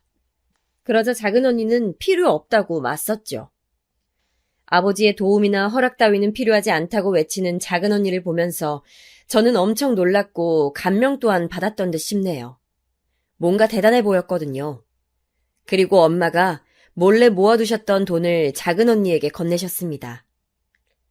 사실상 우리 집안의 현금 전부라고 할 수 있는 거야. 큰 도움은 안 될지 몰라도 요긴하게는 쓸 것 같아서 준다. 네가 언제 이렇게 다 커서 결혼까지 하겠다는 건지 세월이 참 야속하기까지 하네. 엄마, 내가 딸이니까 다행이죠? 내가 아들이었어 봐요. 그럼 장가 보내려고 돈이 곱절은 들어갔을 거야. 어디서 돈을 빌려야 했을 수도 있죠. 안 그래요? 너는 왜 이런 때 그런 얘기를 하고 그러니? 내가 옛날에 너 아들 아니고 딸이라고 구박했던 것 때문에 그래? 하여간 뒤끝은 심해가지고선. 그게 아니라요. 나는 지금 엄마 마음이 편해지시라고 일부러 이러는 건데? 엄마가 괜히 나한테 캥기는 거 있어서 순순히 전 재산 내놓으시는 거 내가 모를 줄 알고? 다 알죠? 엄마는 사실 속으로는 작은 언니한테 미안한 부분들이 되게 많았었나 봐요. 옛날에 모진 소리를 많이 하셨던 걸 내심 당신께서도 스스로 후회하고 계셨던 듯 싶더라고요. 작은 언니가 너스레를 떠니까 엄마는 민망해하면서 화제를 돌렸지만 그런 기색이란 걸 알아차릴 수 있었습니다. 그럼 혹시 엄마가 나한테도 미안해하고 있을까? 나한테 태어나지 않았어도 좋았을 뻔했다고 그런 말들을 하셨던 것도 후회하고 있을까? 어쩌면 엄마가 나한테 사과하고 싶으실지도 몰라. 저는 작은 언니가 결혼할 때 생전 처음으로 끈끈한 가족애 같은 걸 실감해봤어요. 자라면서 지독한 가난 때문에 당한 수모가 안팎으로 많았었는데 그래서 엄마와도 사이가 대면대면한 모녀지간이었거든요. 그렇지만 엄마가 과거를 후회하고 계신다면 저는 기꺼이 그 마음에 응답하고 싶다는 생각이 들었습니다. 가족은 자주 안 부딪힐수록 좋고 말을 안 섞을수록 사이가 좋다는 확신을 가지고 살아온 제가 사고방식을 조금 달리하게 된 순간이었지요. 작은 언니는 저희 집보다 경제적인 수준이 약간 나은 집안에 시집을 갔습니다. 작은 형부는 공장에 다니고 계신 분이었는데 알고 보니까 그 공장이 작은 형부의 먼 친척 어르신 것이었어요. 나름의 빽이 있었다고 봐야겠죠. 작은 언니보다 4살이 많았으나 거의 동갑처럼 보였어요. 외모뿐만 아니라 행동하는 것도 그랬습니다. 작은 언니한테 거의 쩔쩔매고 끌려가는 작은 형부의 면모를 보면서 사람 인연이라는 게 반드시 존재하나 보다 이런 느낌을 받았더랬죠. 작은 언니의 말 맞다나 작은 형부 같은 사람이 아니면 그 다혈질 성격을 받아줄 남자는 거의 없을 것 같았거든요. 작은 언니가 무사히 결혼 생활을 시작한 이후 저는 엄마와 태어나서 처음으로 깊은 주제의 대화를 나눴습니다. 과거에 있었던 일들, 서로의 가슴에 비수를 꽂는 말을 했었던 사건이며 각종의 것들을 다 끄집어내서 엄마와 오랜 대화를 나누어 봤어요. 마주보고 앉아서 가족 얘기를 하는 것은 그때가 정말이지 처음이었습니다. 그만큼 소통이 단절되어 살아온 관계였었거든요. 사실은 가난보다도 힘들었던 것은 부모님이 나란 존재를 반겨주고 있지 않다는 걸 알게 되었다는 것이었죠. 제가 그렇게 털어놓았을 때 엄마가 우셨어요. 그리고는 저에게 미안하다고 하셨죠. 저는 제가 평생을 이 순간을 기다리면서 살아왔다는 걸 알게 되었습니다.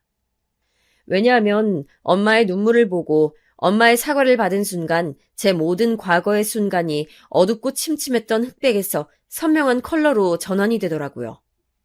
저도 엉엉 울면서 엄마를 무시하며 못되게 굴었던 순간들의 저를 털어놓으며 정식으로 사과를 드렸습니다. 입 밖으로 꺼내고 나니까 왜 그렇게 후련하던지요. 엄마와 편안한 모녀관계가 된 이후에 그 변화에 참여한 것은 큰언니였어요. 똑똑했기 때문에 그만큼 서러움도 많이 끌어안고 살아야만 했던 사람이 바로 큰언니였습니다. 엄마는 용기를 내어 큰언니에게 먼저 손을 내미셨고 그것이 진심 어린 마음이라는 것을 안 큰언니도 그 손을 맞잡아 주었어요. 결혼한 작은 언니는 자기 짝을 만나서인지 형편이 넉넉하거나 말거나 상관없이 잘 지내더라고요. 그토록 가난을 벗어나고 싶어 했던 사람이 바로 작은 언니였건만 그런 야망도 접어두고 결혼할 정도라면 작은 형부가 진심으로 마음에 들었던 것 같아요. 그 모습을 보면서 저도 결혼이란 것에 호기심을 가지게 되었던 듯 싶습니다. 엄마, 큰언니, 저 이렇게 모녀들끼리는 점차 잘 지내게 됐어요. 좋은 현상이었지만 이 모습을 달갑지 않게 바라보는 시선도 있었습니다. 바로 저희 아버지셨죠. 놀고들 자빠졌다. 세상 천지에 뭐 좋은 일이 하나라도 있다고 그렇게들 태평하게 있고 난리야. 하여간 볼썽사 나온 여자들 같으니라고. 죄다 부정 타는 기운들을 끌고 다닌다고. 에라이 재수없는 여자들. 저희 세 모녀를 두고 아버지께서는 그렇게 말씀하셨지만 정작 재수가 없으신 분은 공교롭게도 아버지셨답니다. 제가 22살 때였어요.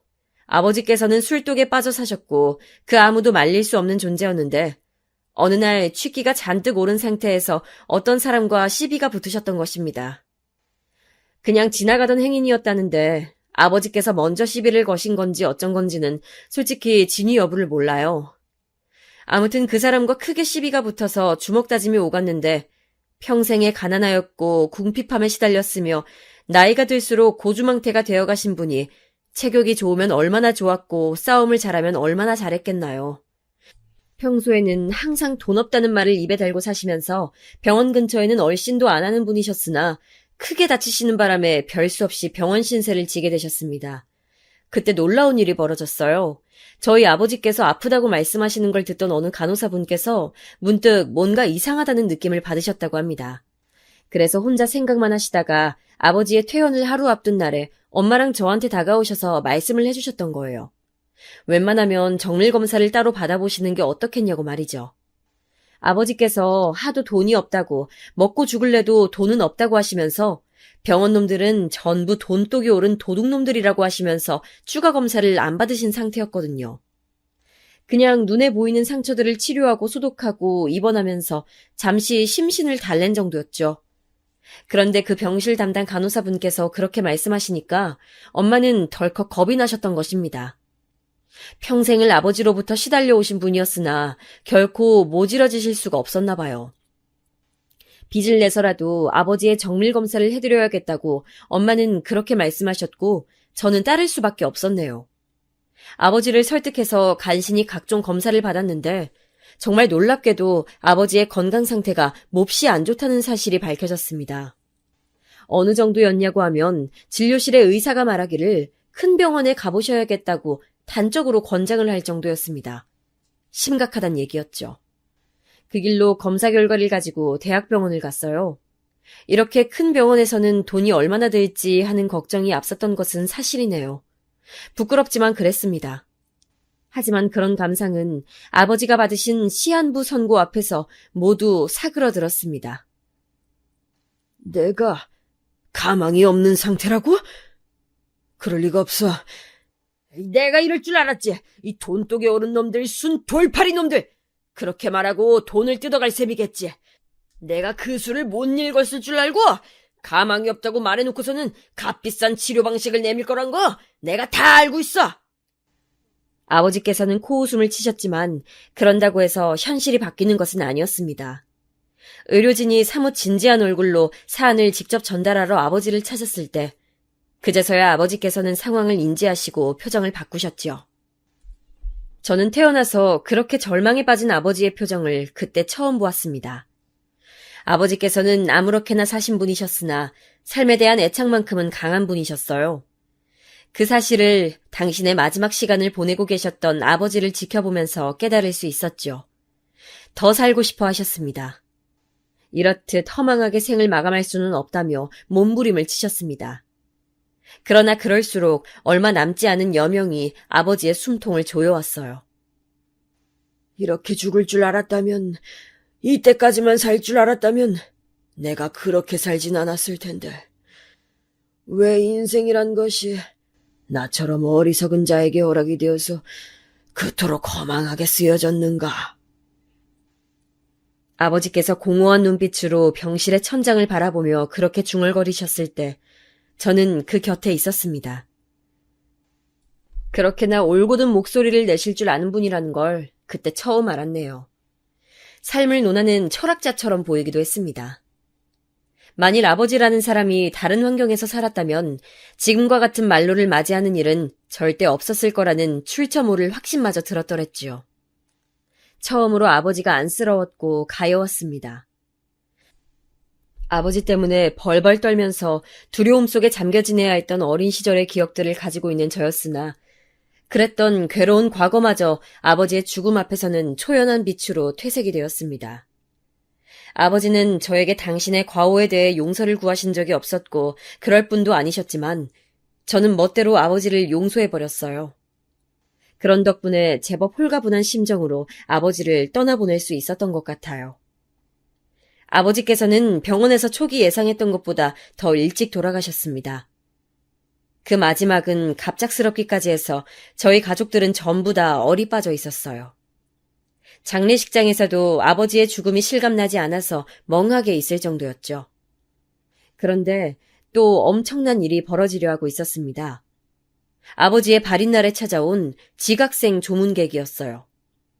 대체 누구인가 했더니 바로 엄마의 오빠 되시는 분이었습니다.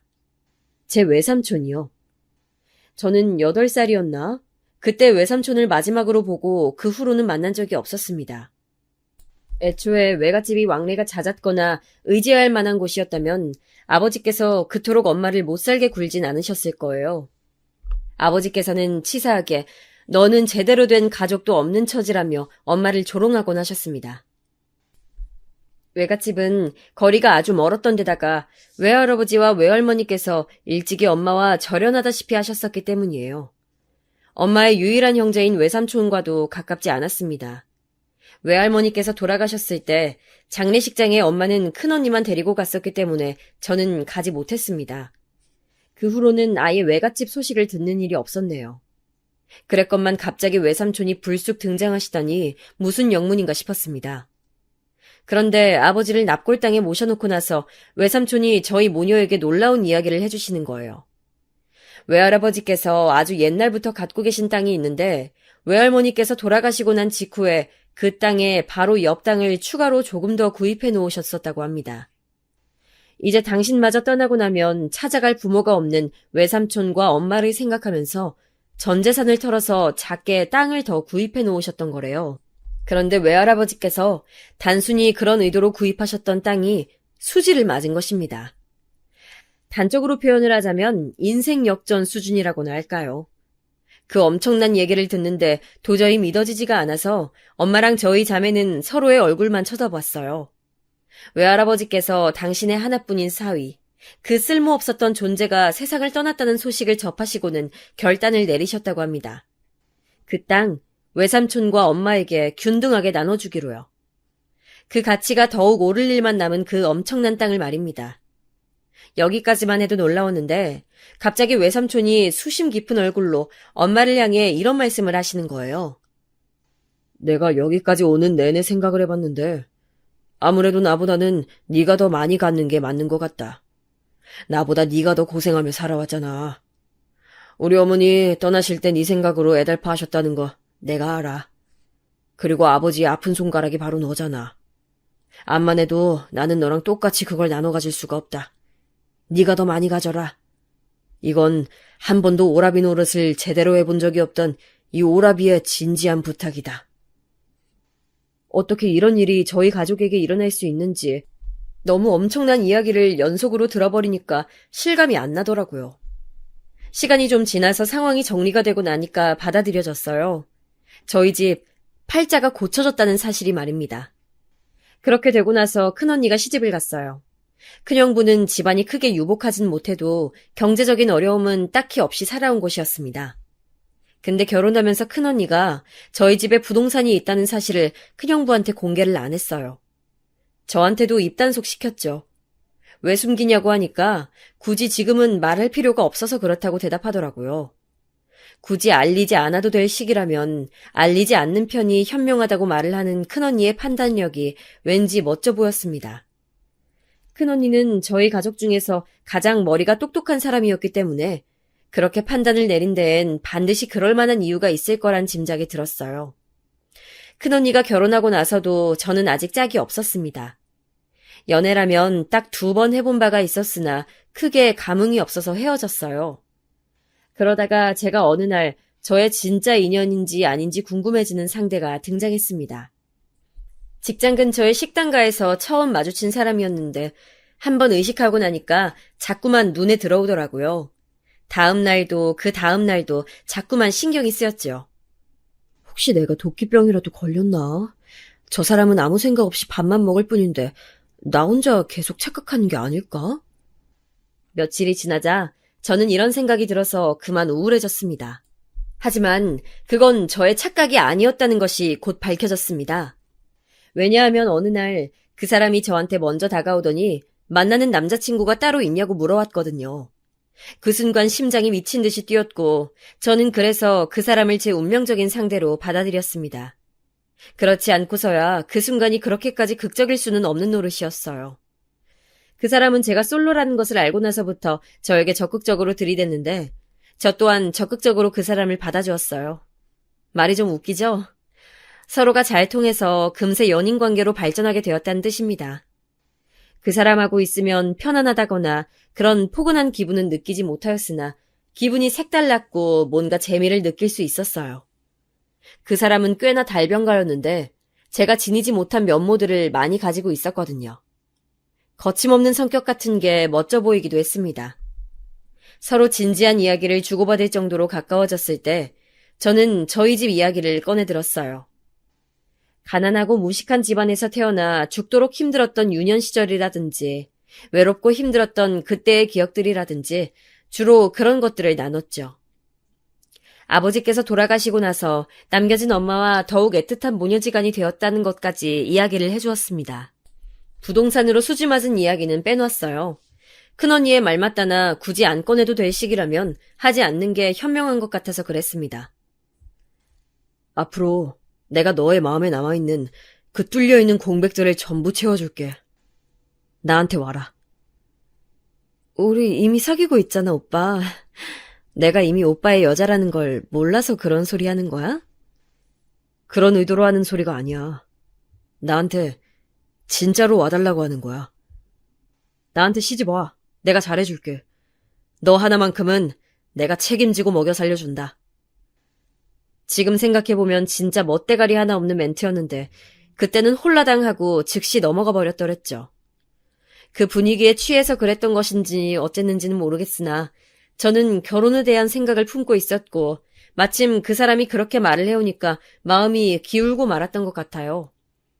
어쩌다 보니까 어영부영 결혼이 진행되게 되었고 이듬해 저는 결혼해서 그 사람의 아내가 되었으며 그 사람은 저의 남편이 되었습니다.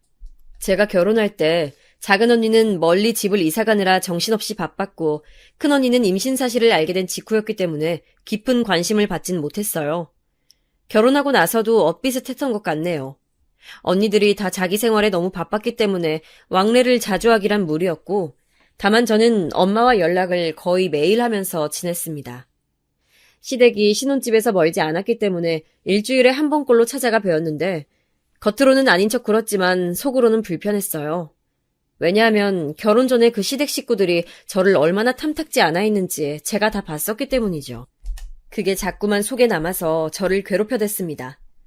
솔직히 말해서 시댁 집안도 크게 별 볼 일은 없는 수준이었건만 저희 친정 집안을 얕잡아 보면서 형편이 빈약한 너희 집안이라는 등 그런 식으로 아주 함부로 말씀들을 하셔서 제가 기분이 몇 번 상했었어요. 그래서 겉으로는 수더분한 새 식구인 척 굴었지만 속으로는 시댁 식구들을 별로 안 좋아하고 있었습니다. 그럼에도 계속 종종 시댁을 찾아갔던 것은 남편이 그걸 원했기 때문이었어요. 결혼 직후에는 안 그랬는데 어쩌다 보니 많은 주도권의 흐름이 남편에게로 넘어가 있었습니다. 특히나 제가 호르몬 질환 때문에 직장을 쉬게 된 이후로는 더 그러했던 것 같아요. 제가 벌지 않고 남편에게 돈을 받아서 쓰니까 이상하게 을이 된 기분이 들었습니다. 남편은 철저한 갑이었고요. 부부임에도 사람 관계라는 게 돈이 얽히면 그렇게 될 수 있다는 것을 깨우쳤네요. 이래서 사람이 떳떳하려면 경제력이 있어야 하나 보다. 내가 친탁을 해서 건강 문제가 있을 수 있으니 되도록 조심하면서 이렇게 몸이 안 좋은 징조가 보일 때는 반드시 쉬라고 엄마가 하도 성화를 부리니까 일을 쉬고 있긴 한데 몸은 편할지라도 마음은 영 불편하네. 그래도 한 가지 장점이랄 게 있다면 제가 일을 쉬면서 집에 있는 것을 남편이 싫어하지는 않았다는 것이려나요? 저에게 빨리 재취업해라, 건강은 언제 회복되는 것이냐 이런 식으로 채근을 한 번도 하지 않았으니까요. 대신에 제가 시댁을 신경 쓰면서 자주 들락날락하고 며느리로서의 도리를 해야 했기에 이게 너무 고달프고 힘들었지만 저한테 실컷 쉬라고 해주는 남편을 둔 게 어딘가 싶어서 감사히 여겼습니다. 엄마한테 돈 벌어오라고 늘 매서운 잔소리를 날리셨던 아버지를 집에서 봐왔던지라 그에 비하자면 남편의 태도는 부처님같이 느껴졌던 것이죠. 그런데 어째서 남편이 제가 일을 안 다녀도 괜찮아 하는 것인지를 시간이 얼마간 경과하였을 때 저는 그 이유를 알게 되었습니다. 점차 저를 대하는 남편의 언행이 어딘가 무례해져 있다는 사실을 알아차리게 되면서부터였죠. 그건 바로 남편이 저를 자기 멋대로 휘두르기 위해서였습니다. 제가 돈을 얼마간이라도 벌어오면 경제력을 가지고 큰 소리를 칠 수 있으니까 남편은 그 꼴을 계속 보느니 차라리 자기가 외벌이를 하면서 저를 자기보다 아래 서열로 확실히 내리누르는 게 좋았던 거예요. 결혼 전에는 미처 몰랐던 사실이었는데 남편은 언제부턴가 입버릇처럼 어디 옆편 내가 듣기 싫게 목소리를 꽥꽥거려! 어디 옆편 내가 목소리를 크게 떠드냐고! 이런 식으로 옆편내 운운하면서 저를 낮잡아 칭했습니다. 집안에서 왕이 되고 싶어하는 남자라는 걸 그제서야 제가 알아차렸던 거예요. 작은 언니는 집안에서 왕비 대접을 받고 싶어서 작은 형부랑 결혼했다고 했었는데 순간 그 말이 생각나면서 저의 처지와 비교가 되더라고요. 남편의 연봉이 높은 건 아니었어요. 그래서인지 저한테 가계부를 쓰도록 시켰죠. 10원 한 장도 허투루 쓸 생각하지 마. 그거 다 내가 피와 땀을 흘려서 번 돈이라고. 집에서만 탱자탱자 노는 너는 이해 못하겠지만. 저도 건강 이상을 느끼기 전까지는 직장인으로 생활했던 사람입니다. 월급쟁이로 꽤 오래 지낸 바였고요. 일을 쉬게 된 이후로도 집안에서 탱자탱자 놀아본 적도 없었네요. 집안일은 로봇이 하나요? 그거 다 사람이 하는 건데요. 하나부터 10까지 다 저의 몫이었고 여기에 시댁까지 챙겨야 했으니 오히려 직장을 다닐 때보다 저의 하루 일과는 바쁜 느낌이었습니다. 그런 저를 저런 식으로 폄하하다니 도저히 참을 수가 없어서 저때 남편이랑 설전을 벌였어요. 제가 평소에는 꾹 눌러서 참고 사는 스타일인데 한번 마음먹고 터지면 고지고대로 밀고 나가는 면모 또한 있는 사람입니다. 그래서 남편한테 맞섰고 남편의 부조리함을 조목조목 따지면서 반박했어요. 그랬더니 할 말이 없는지 나중에는 그 입이 조개처럼 다물리더라고요.